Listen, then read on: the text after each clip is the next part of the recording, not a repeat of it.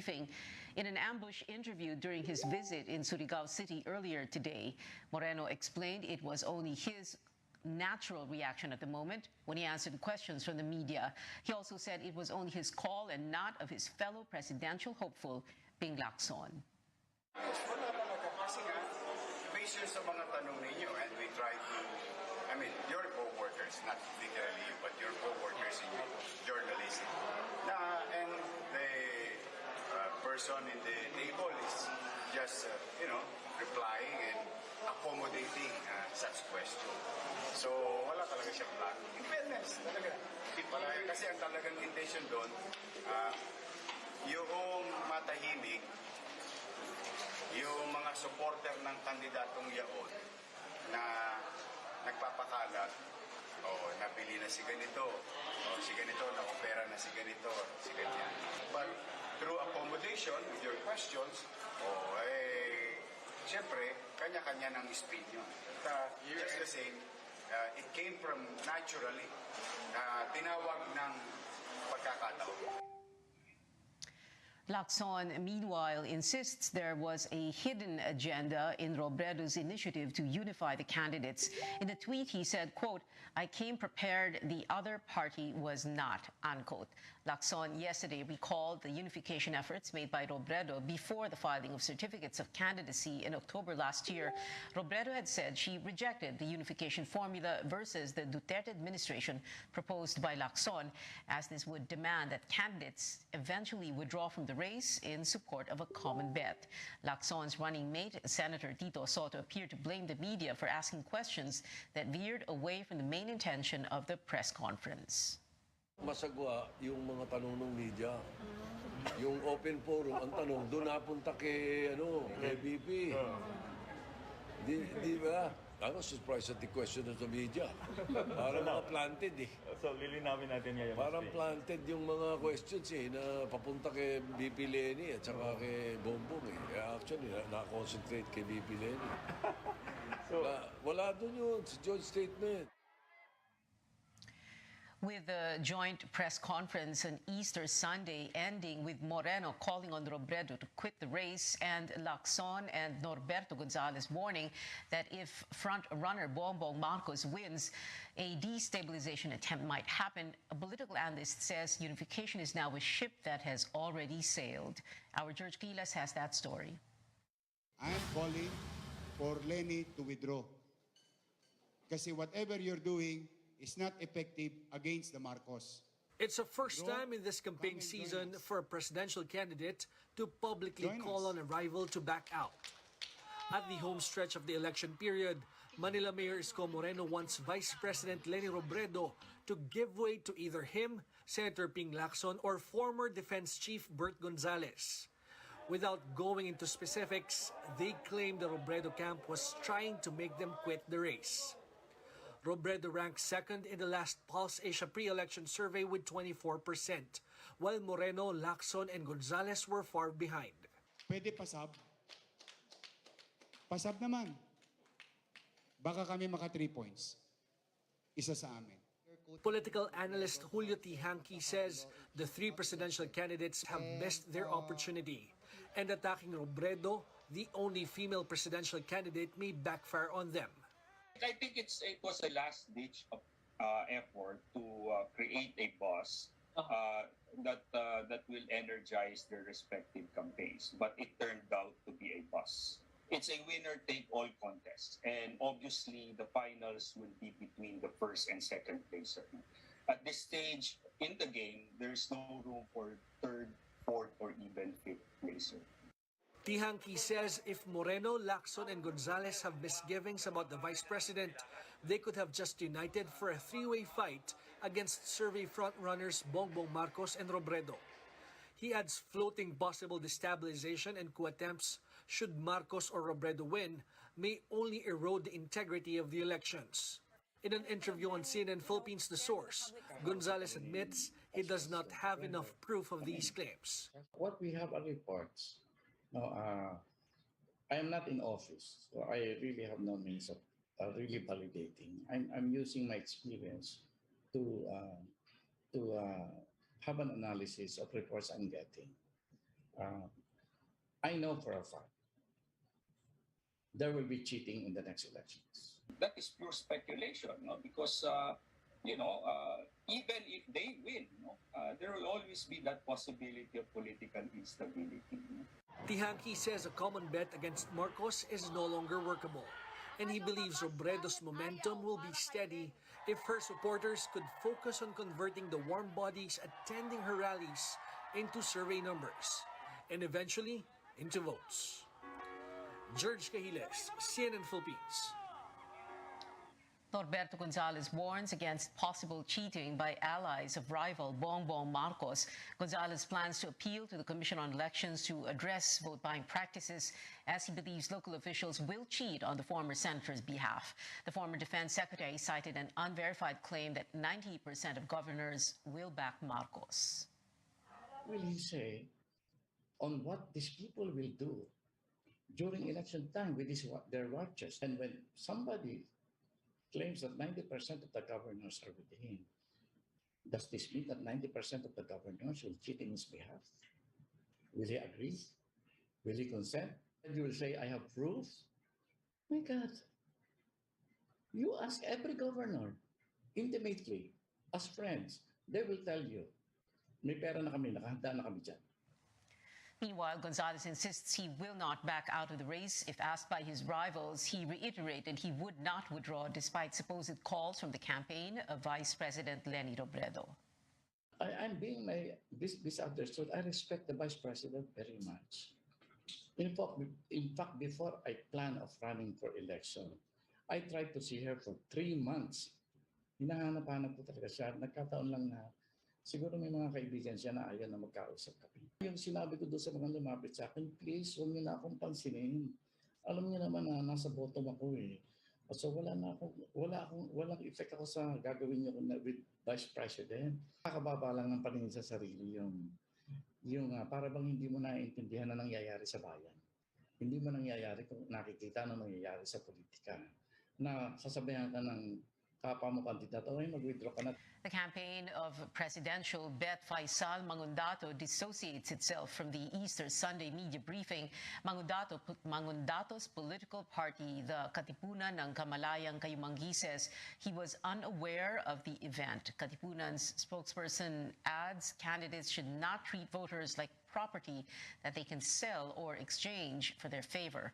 The party spokesperson also claiming Mangundato's name was dragged during the press conference after candidates insisted there are many options in the presidential race, including the Mindanaoan businessman. On the campaign trail, 21 days before the Filipino votes, Bongbong Marcos and running mate Sara Duterte will hold a grand rally in the city of Cebu later this evening. Before that, the tandem will stage a mini rally for persons with disabilities and senior citizens. Ernie Abella was also in Cebu City, where he made rounds of the wet market there. Labor leader Calyodi de Guzman joined a protest against open-pit mining in South Cotabato a day after he met with leaders of the Tiboli tribe. De Guzman vowed to support them in their fight against mining and land displacement. Senator Manny Pacquiao attended a prayer meeting at a Christian church in Marikina.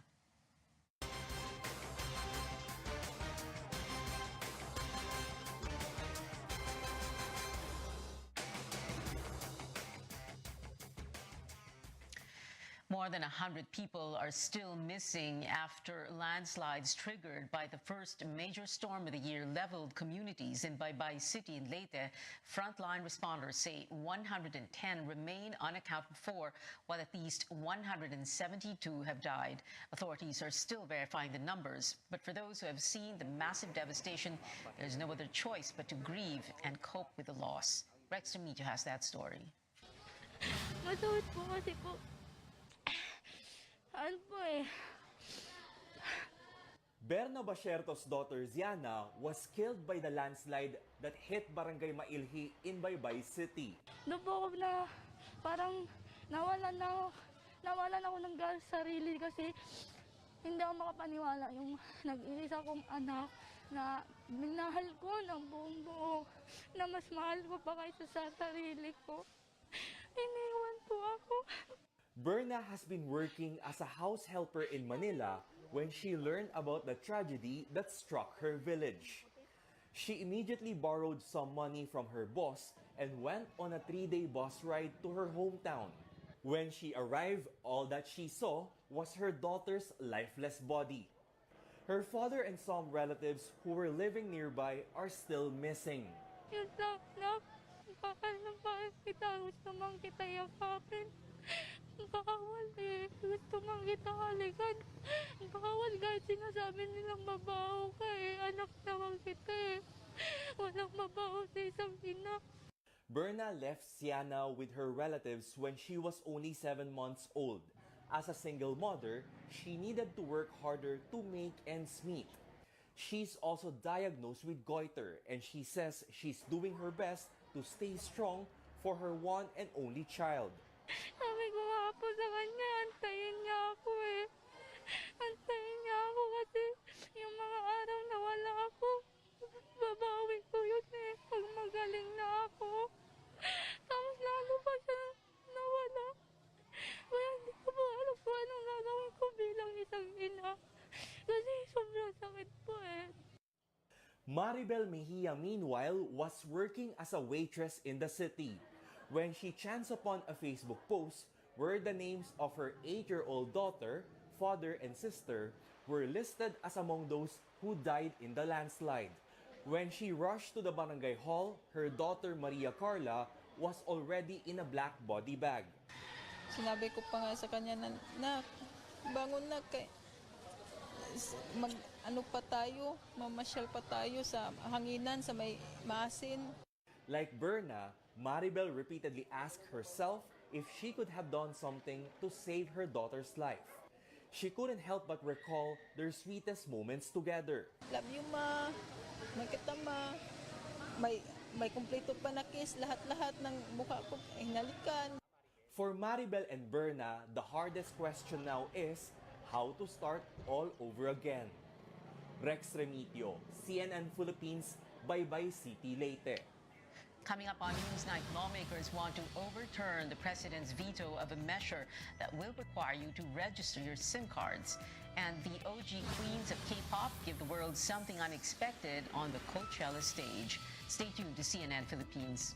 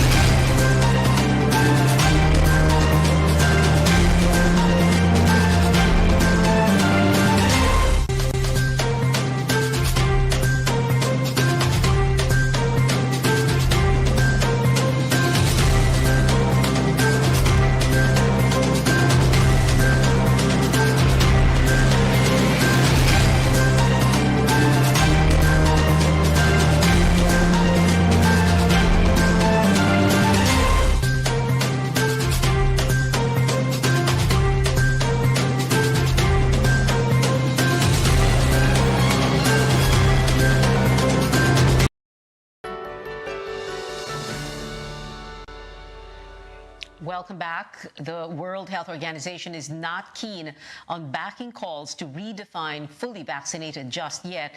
WHO representative to the Philippines, Rahendra Yadav, says they still prefer the term up to date with the recommended primary and booster shots. But he notes the definition may still change as we learn more about COVID-19. fully vaccinated is a vague term because the definition may change with evolving evidence. How many boosters are required? Do we need to keep giving boosters every 6 months? We don't know that yet because this is a new pandemic and we are new. The COVID-19 is new for us. So it's better to use terms like up to date with the recommended schedules. So far, 3 doses are recommended for the general public, while health officials are preparing to roll out a 4th shot for select groups. Carolyn Bonkin explains why the elderly, among others, should get a second booster. Senior citizen Benito Bangkaya is among the fully vaccinated without a booster shot until now.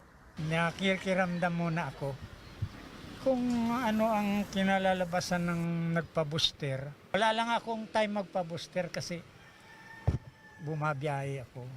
The government is still struggling to get more people boosted. Now, fully vaccinated elderly like Benito have to think whether or not to get 1 or 2 booster shots. The FDA just approved a second booster for the elderly aged 60 and up, moderately and severely immunocompromised individuals and frontline healthcare workers. 4 months from the first booster. For the sick, it depends on the doctor's advice. DOH says among the approved brands to be used are Pfizer, Moderna, Sinovac, Sinopharm, AstraZeneca, and Johnson & Johnson. Administration of a second booster starts as soon as the Health Technology Assessment Council makes a final recommendation. Infectious diseases specialist Dr. Ronjin Solante is among the vaccine experts who reviewed the second booster data. They recommended this to DOH after learning that the elderly and immunocompromised individuals' protection against COVID declines after 4 months. Their antibody waned faster, and giving them a second booster will enhance and sustain that protection so that if ever there will be a surge and spike of cases, then this vulnerable population will be prevented from developing severe infection. DOH has issued warning of yet another possible surge in mid-May if problem on compliance to health protocols persist. We talked to some senior citizens. Others, like Tomas and Feli, intend to get the second booster. Sa katayo ako, kaya ko pa naman, may edad na. Yung mga ini-injection sa akin, okay naman. Ang nakakaalam dyan, mga doktor. Maganda naman ang panguntra na yan nga, hindi tayo madapuan ng sakit. But others are against it. Baka ma-overload ako. Baka masobra, hindi na ako maging tao. Hindi ko pa kasi alam kung ano yung na yan eh. Kung ano yung effect. Yung effect kasi sa akin yung naging booster ko, nag-nose bleeding ako. Nagpa-booster ako doon ako nagkasakit eh. Tama na sa akin yung second dose lang. For Marcy and Ruel, they've had enough of the vaccines. Dr. Solante says a second booster isn't mandatory. Hindi naman kami magre-recommend kung nakakasira or dulot ng hindi maganda sa katawan ninyo. Aside from the Philippines, countries offering a second booster to high-risk population are Malaysia, Thailand, Cambodia, Belgium, Denmark, South Korea, Chile, UK, Israel, and the US. Caroline Bonkin, CNN Philippines. After having to forego Holy Week practices for 2 years because of the pandemic, Filipino Catholics have brought back traditions to celebrate Easter. David Santos tells us more devotees visited churches over the long weekend.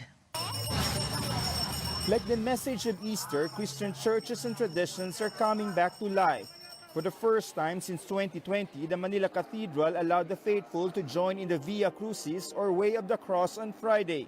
May fear din kami na baka nasanay na sa online masyado yung mga tao na convenient yung online, hindi pupunta sa simbahan. Pero ngayon, talagang nakita natin yung pananampalataya ng mga tao. A massive crowd thronged the streets leading to Quiapo Church for the Black Nazarene procession past Thursday midnight. This was the first time the iconic image was being paraded since the onset of the COVID-19 pandemic. But despite appeals to keep the event solemn and organized, many worshippers forced their way in to get close to the vehicle bearing the statue. The unruly crowd prompted organizers to cut short the procession due to safety reasons. But on Good Friday, Quiapo's Santo Entierro procession proceeded without any hitch. Other churches also teeming with people. many went around churches and even small chapels, bringing along family and friends. Since COVID-19 cases in the country have been declining, the Christian community took advantage of the Holy Week to go out while doing penitential prayers after lockdowns and restrictions these past 2 years. Matapos na yung COVID, tapos yung gera sa Ukraine, saka sa Russia, saka yung matinong eleksyon. Iba po yung pakiramdam. Nakapasok po tayo muli ng simbahan, at the same time po, yung team na nakipag-usap sa kanya. Church leaders say Holy Week services offered prayers for peace in Ukraine, the national elections next month, and for victims of the recent storm in the Visayas. Aside from security measures, health protocol are still observed in many churches. Gusto nating balansehin yung pananampalataya na ipinapahayag natin at yung kaligtasan din naman ng bawat isa. Because keeping their doors open and welcoming back the faithful also entails having to make sure everyone remains safe. David Santos, CNN Philippines. In other news, lawmakers are threatening to override a presidential veto on the SIM card registration bill. Senator Grace Poe wants Congress to reconsider the measure, seeking the mandatory registration of subscriber identification module or SIM cards of mobile phone users when creating social media accounts. She says none of her colleagues objected when such a provision was tackled in the plenary. The veto, however, received mixed reactions from other lawmakers. Page Javier reports at least one group insists there are other ways to fight cybercrime. The fight is not over for lawmakers pushing to make the registration of prepaid SIM cards mandatory in the country. Senate President Tito Soto earlier expressed disappointment over the president's veto because of the social media provision. Soto says there are two ways to save what they believe is an important bill. First is for the next Congress to refile the measure without the social media provision.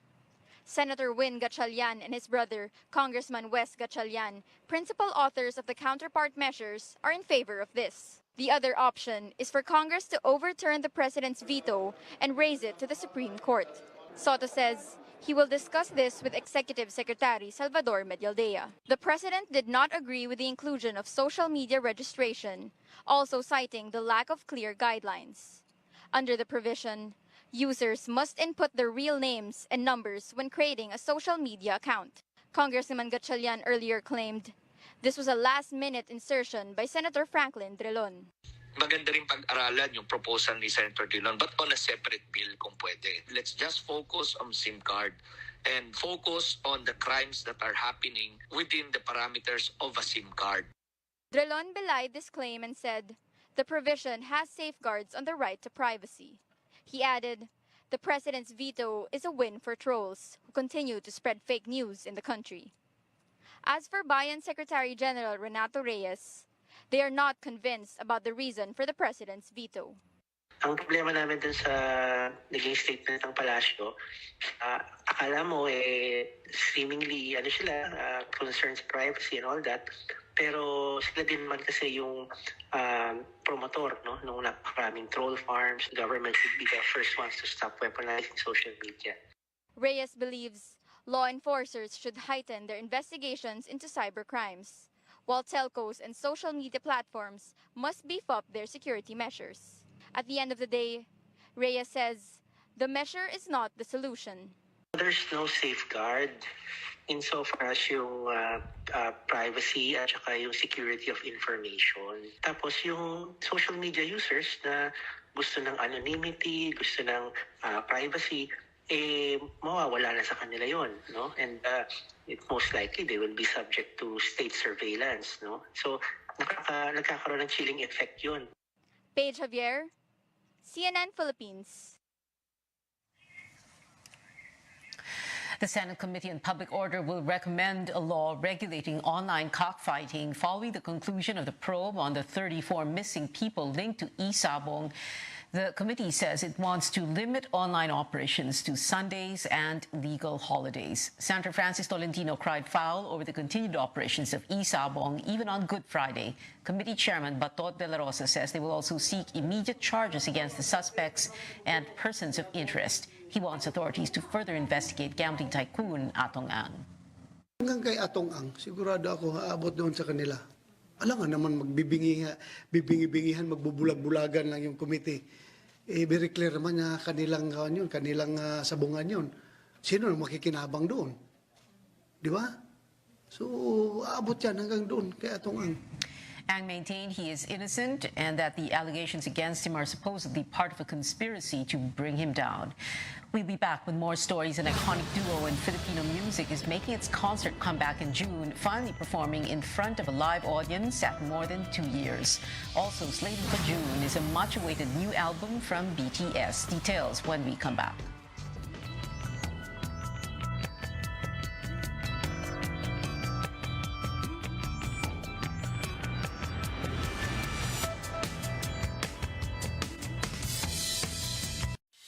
What makes a nation grow? Every day we see them. The providers, the traders, the movers, the doers, and the go-getters. Each play their part, whether big or small, in creating a better life for all. Whichever your role may be, we're right here for you.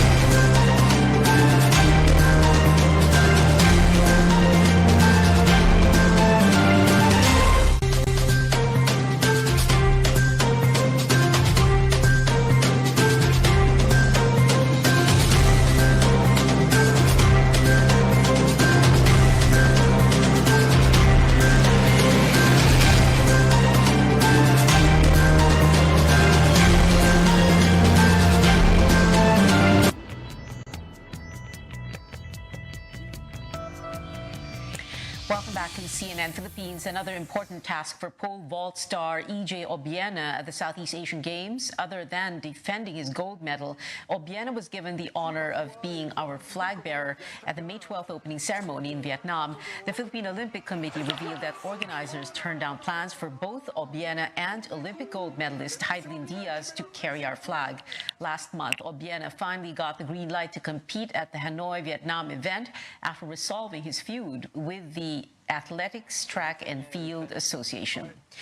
Well, speaking of defending titles, Ginebra is just a win away from recapturing the PBA Governor's Cup trophy. The Gin Kings beat the Meralco Bolts in Game 5 of the finals yesterday at the Smart Araneta Coliseum, 115-110.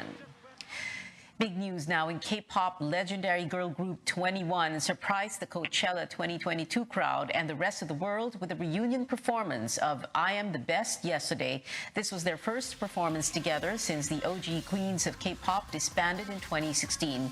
Originally, CL was the only 21 member expected to perform at the music festival, but Bomb, Dara and Minzy appeared for an explosive reunion. 21 top Twitter trends until today. And BTS ARMY's Mark Your Calendars. A new album from the world-famous K-pop group arrives June 10th. The release date for the still untitled record was revealed after the BTS's last show in Las Vegas over the weekend. And here at home, the megastar and Asia's Songbird are welcoming back live shows with another round of iconic concerts. Sharon Cuneta and Regine Velasquez Alcacid are performing on June 17 and 18 at the Resorts World Manila. The veteran musicians share their excitement over the back-to-back gigs, with Sharon talking about what makes their collaboration so special. She is, for me, the best. Yung kaya kanyang kainin ng buong buo, pero hindi niya ginagawa. Because I'm alto and she's soprano. Which makes for a very interesting performance, actually. And cute kasi pag nag-blend na yung mababa at yung mataas. Me, personally, I need it. I need to see a live audience again. I need to be on stage again. This has been my life, you know, for 25 years. The first iconic show was held in 2019, winning a Leo Awards Best Collaboration in a Concert that year. And that is it for tonight. Join me again on news.ph at 7 p.m. I'm Pio Honteveros for Newsnight, where we go above and beyond the headlines.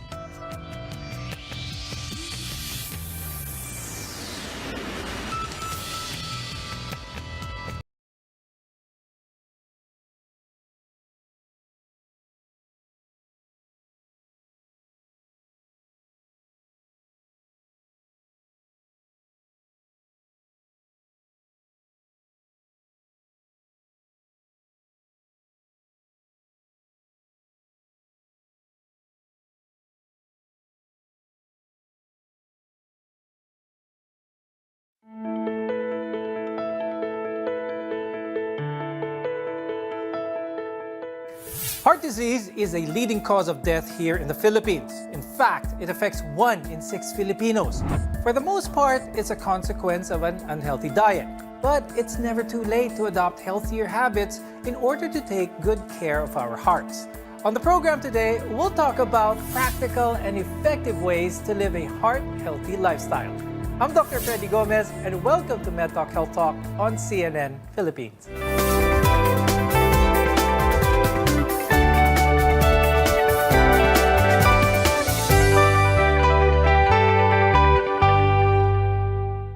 At the very core of our overall health is our heart. Our guests are here today to give us tips on how to keep it healthy. With us is Dr. Gilbert Villela. He's the president of the Philippine Heart Association and the director for education and research of the Philippine Heart Center. Also with us is Coach Jay Garcia, who is a medical exercise specialist of Coach Jay Wellness.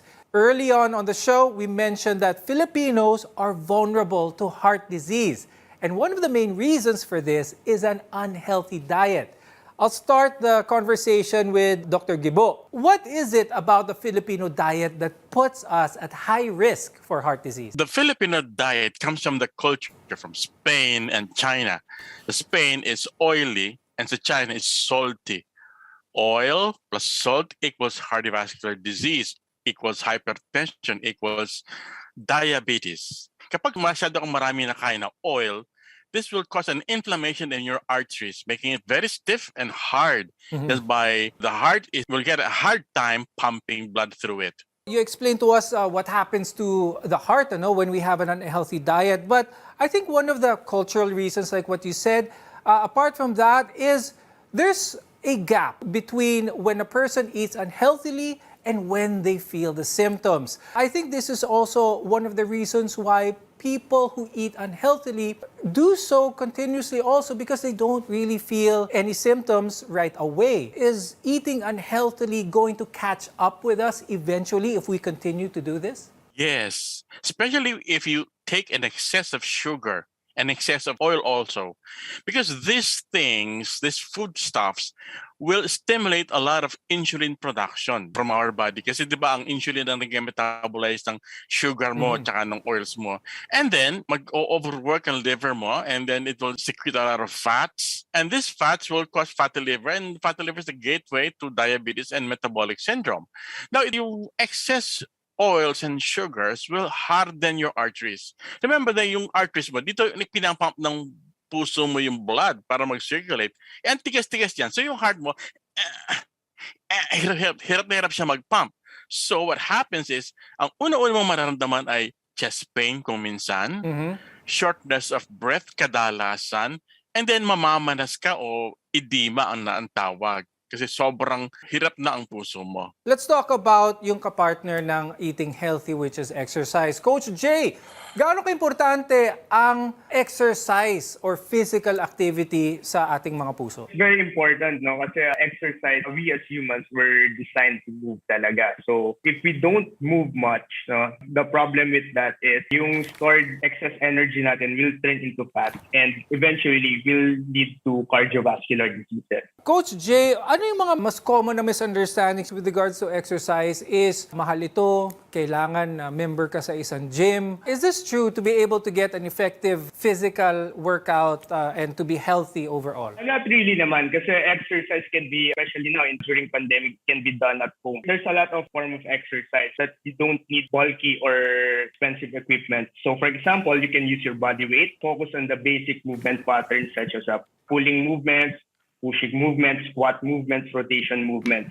Our goal naman is at least exercise 30 minutes a day of physical activity is a good start. For now, let's talk more about heart disease. And this includes a number of problems that can affect your heart. Here in the country, the most common are ischemic heart disease and hypertension. Dr. Gibo, tell us about these conditions. What happens to the heart of a person with these cardiovascular diseases? Well, pag sinabi meron kang ischemic heart disease, ang pangunahing symptoms dyan ay chest pain. Actually, hindi naman siya actually pain. It is a discomfort sa gitna ng chest mo na parang mabigat o masikip ang paghinga. Usually triggered ng movement o ng exertion. Usually, ang hypertension naman, hindi naman siya heart disease, pero it is a risk factor for ischemic heart disease. Pag mataas ang blood pressure mo, in a few years, pag hindi mo control yun, you will have ischemic heart disease. Why? Because ang hypertension will stimulate obstruction or pagbabara ng iyong mga ugat. Ang ischemic heart disease, sa Tagalog yan, baradong ugat mo sa iyong puso. Yung supply ng dugo sa iyong puso ay nagbabara. Kaya hinihingal ka, namamanas ka, sumasakit ang dibdib mo, napapagod ka. Akala mo mataba ka lang o akala mo wala kang exercise, wala kang condition. But you are really sick with heart disease. With hypertension, it is a risk factor for ischemic heart disease. Ngunit maraming may hypertension, Doc Gibo, na walang nararamdaman na simptomas which prevents them from seeing a doctor. Bakit kaya ganun, Doc Gibo? Ang taas ng high blood, wala naman siyang nararamdaman sintomas. What's your advice for people like those?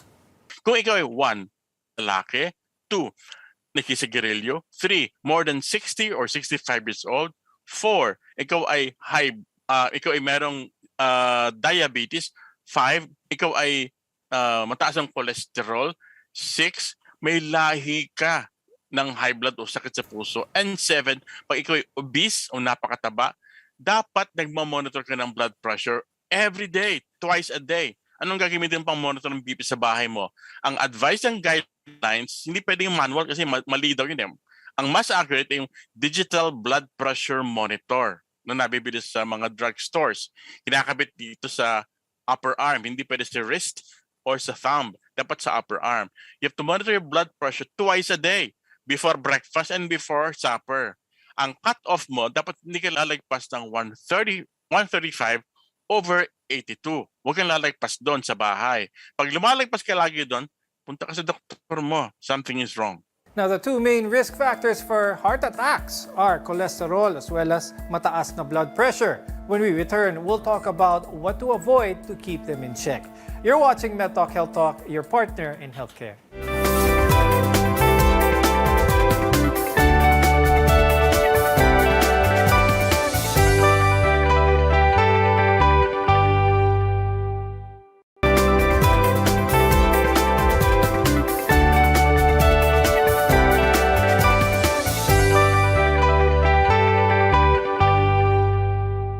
I'm Dr. Freddy Gomez, and welcome back to MedTalk Health Talk, where caring is our calling. A healthy heart often means a longer life. And among the factors that can contribute to heart disease are cholesterol as well as blood pressure, high blood pressure for that matter. And embracing a healthy lifestyle can help manage the two, and in turn, keep your heart strong. Can we lose extra weight and be healthy purely from healthy eating alone? Walang weights, walang cardio. It can be done, but in the long run, it has to be a combination of both. Kasi what tends, your body kasi settles for, it looks always for equilibrium. So for example, you tend to eat less, diba? Kasi you want to lose weight. Yeah, you lose weight at some point, but eventually your body will treat it as like you're in a starvation mode. Or for example, si Coach Jay kumakain ngayon ng konti. So what I need to do is slower ko yung metabolism ko. And by that means, babagal na yung weight loss mo and eventually magpa-plateau ka. Pero Coach Jay, pagdating sa exercise, we all have the idea, pagdating natin ng exercise, gym, strict program, maraming pawis, lots of perspiration. But just being more active, increasing physical movement like taking the stairs on the way down after work, some studies say is enough to create a change in one's overall health. Totoo ba to, Coach Jay? Can we see significant results in our health with small changes in how active we are? Yes, it's true. Kasi the main goal is here is to create a long-term habit or long-term goal. So some of us kasi we tend to start an exercise program, then we commit it for it like ng mga 1 week or 2 weeks lang. So kasi nga, we tend to do it too soon, too intense, kung ano yung nakikita natin sa mga workout videos, sa mga friends natin. Mm-hmm. So basically, what we need to do is to build a habit. What are some of the diagnostic tests available here in the Philippines that a cardiologist would request for those who are feeling symptoms of heart disease? And ano naman yung mga practical tests done for those who are not feeling any significant symptoms but would like a general idea of their overall heart health? You better check your blood chemistry, including blood sugar, lipid profile, and then you could test. Also, yung liver function test mo. Now, pag ikaw yung nag-chest pain na, you must go to a cardiologist or to a doctor to have your ECG taken. Probably you will also need some x-ray to rule out any pulmonary disease causing the chest pain. And then you will have to have an echocardiogram para mas malalim ang tingin ng doktor mo para makita talaga anatomically anong nangyayari sa loob ng puso mo. Mm-hmm. And then, if the physician sees na ikaw mukhang ischemic heart disease talaga, baka mag-request siya ng treadmill stress test. Now let's shift the conversation a little bit back to the diet, specifically fats, cholesterol. Because if you're experiencing high cholesterol levels, avoiding saturated fats and switching them out for healthier options can reduce that number and improve your heart health. What are some of the foods na common dito sa Pilipinas that contain high amounts of saturated fats? Explain to us further yung impact ng mga pagkain na ito with our health as well as our wellness. Cholesterol is not always bad. Your body needs it to build cells, make vitamins, and other hormones. So, ang sources of your cholesterol will be your liver. So, it makes the cholesterol that you need. Then the remainder will comes from the food, specifically animal-based food such as your meat and dairy products. So yun yung tinatawag nating dietary cholesterol. So examples of food na mataas yung saturated fat dito sa atin is of course yung mga beef, mga pork, ice cream, some baked food and fried food, and butter. So kung titignan natin yung dynamics ng diet natin dito sa Philippines, marami tayong nilalagay na ganito sa mga pagkain natin. For example, adobo. So ang adobo natin tends to be oily, salty, and mataas yung fat. So it affects our diet talaga in a bad way. Doc Yubo, when it comes to diet natin, you explained earlier na ang sugar din talaga ang isang malaking culprit ng pagkababa ng ating heart health. What about salt? What about itong mga extra taba? Are they just as bad? Or what should our viewers know about salt as well as fats? Too much salt will increase your blood volume. Hindi naman dadami yung blood vessel mo, pero dadami yung blood na nasa sa loob niya. Kaya tataas ang pressure. So it increases. Too much salt increases your blood pressure. Hanggang lang daw tayo 1.5 teaspoon. The most, no? Okay, 1 teaspoon a day. Ngayon, sa fats naman, did you know na yung research showed na hindi sila nakakakos ng diabetes and heart disease. What was seen in research and in randomized controlled trials ay red meat, meaning pork and beef. Lalo na yung processed. Pero yung unprocessed pork and beef, they're fine. You can eat them siguro mga once or twice a week.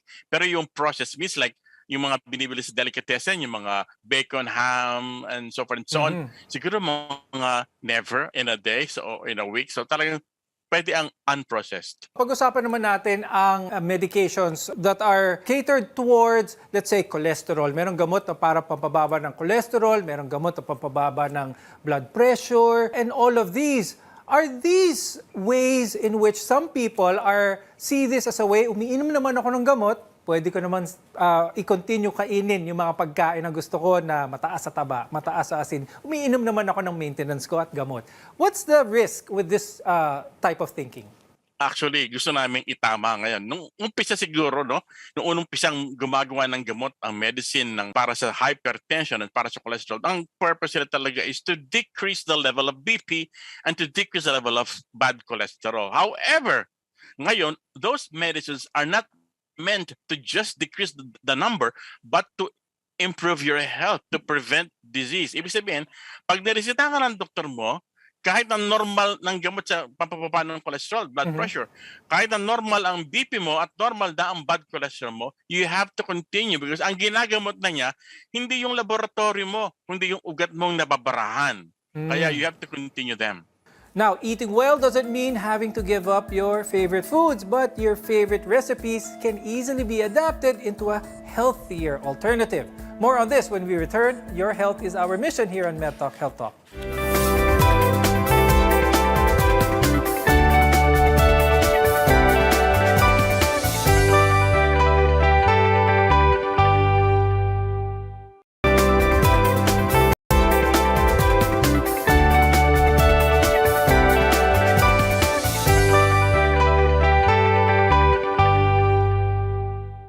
I'm Dr. Freddy Gomez, and this is MedTalk Health Talk, your partner in healthcare.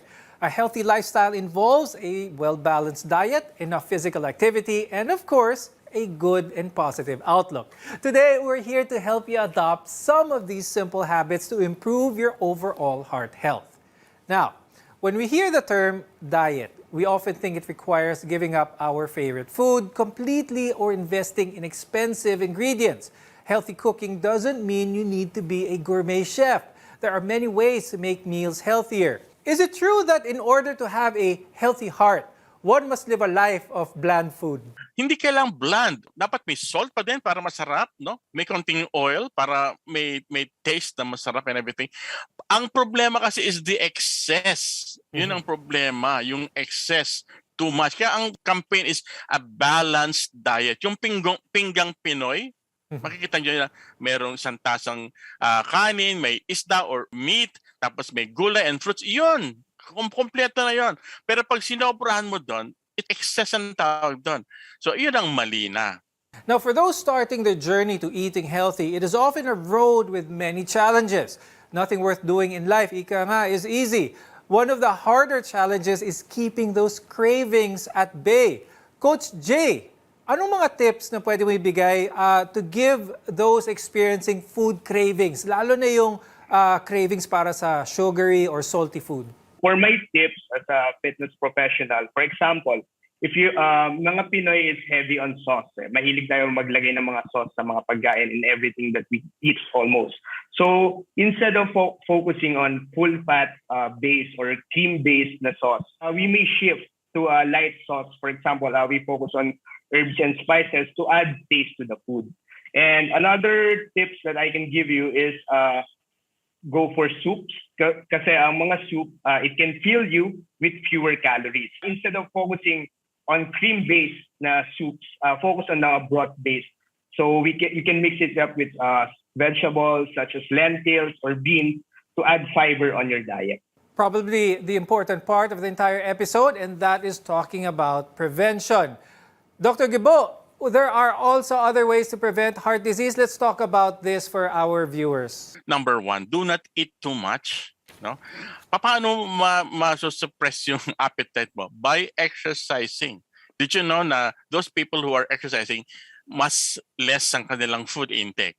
And then substitute nyo yung mga white rice and white bread with brown rice or brown bread. No?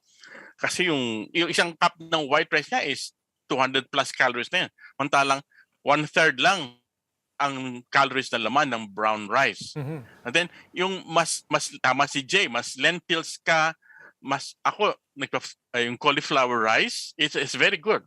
And then, kung mag-uulam ka, white meat ang pipilian mo. Monday to Friday, white meat, meaning fish and chicken. And then siguro, sa weekend, pwede kang mag-red meat, isang meal na pork, o isang meal na beef, to prevent excess.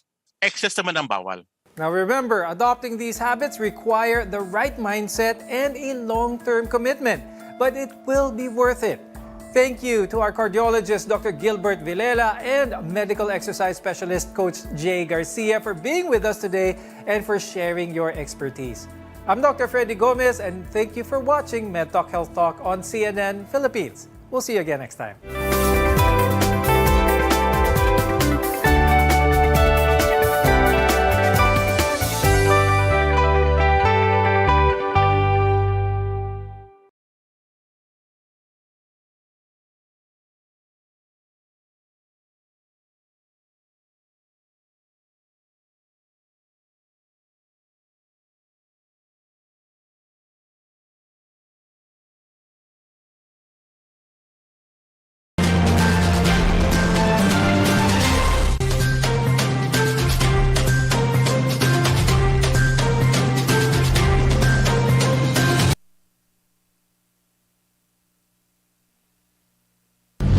First on radio, DZKI-IRIGA welcomes CNN Philippines to bring you the latest news you can use, news you can trust. Listen to Newsnight, weekdays, 6 p.m.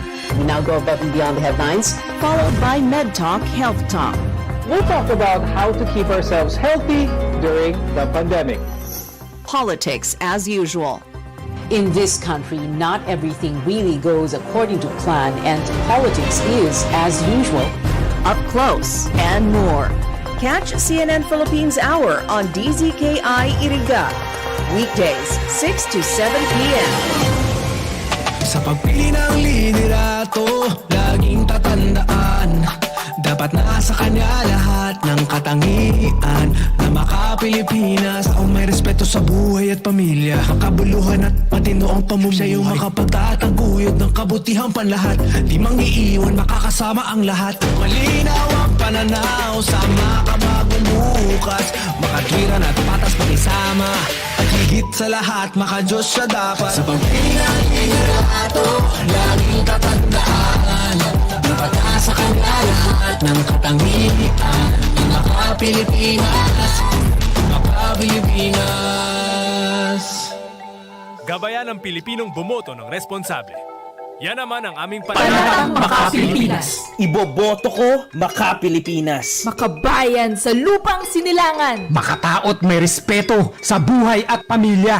Siya ay makatwiran at patas makisama. Masigasig tumulong makaahon ang bawat isa. Makatarungan, makalingat, maalalahanin sa kapwa. Makakasama ang lahat, siya'y di mangiiwan. Siya ay makapagtataguyod ng kabutihang panlahat. Siya ay makabatas. Siya ay makatotoo. Siya ay may malinaw na pananaw para sa makabagong bukas. Higit sa lahat, siya ay maka-Diyos. Kaya't ayaw niya ng karahasan. Siya'y makakapayapaan. Iboboto ko ang isang tao na makakalayaan. Isang leader na makakalikasan. Isang Pilipinong makabuluhan at matino ang pamumuhay.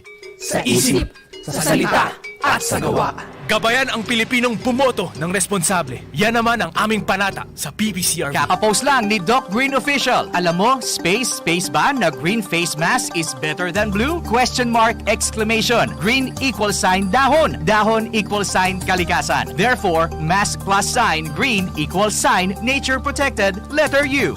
Huwag paloko, mag-fact check muna. Ang totoong balita, tunog tama, dapat tama. Isang paalaala mula sa KBP at ng istasyong ito.